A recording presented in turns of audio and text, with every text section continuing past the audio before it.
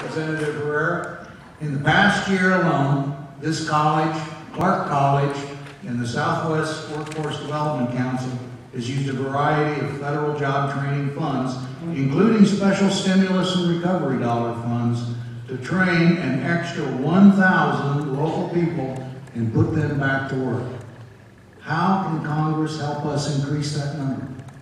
A couple ways. You know, I spoke with the Clark College president this morning actually about the Workforce Investment Act, and one of the things that he asked of me was that you allow a streamlined approach to funding and make sure that that money that is dedicated goes to where it's supposed to, that the presidents of the college have the flexibility to make decisions about how the money is used. That's one of the biggest problems right now in Washington, D.C. is the folks who are running the place think that they can make decisions, planning decisions for businesses or for universities from a central planning office in Washington, D.C. They can't. Here's the other reality. I actually advocate for a balanced, prioritized federal government. You haven't heard me say abolish the federal government. I'm not an anarchist. And I haven't advocated for unreasonable reductions in spending. Here's the reality. I'm calling for cutting overspending. This Congress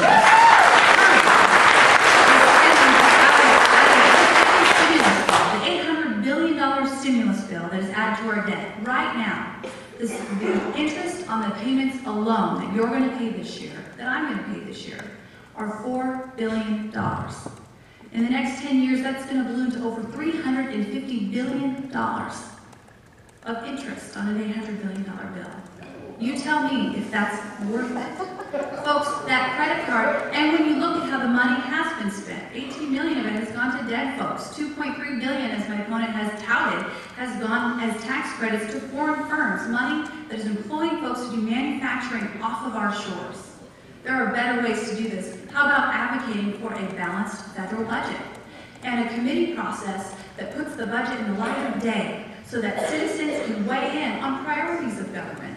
I'm not advocating for getting rid of the whole process. I'm simply advocating for having an adult conversation about how money is spent. This Congress, for the first time in 40 years, has not passed a budget, and my opponent has yet to advocate anything different.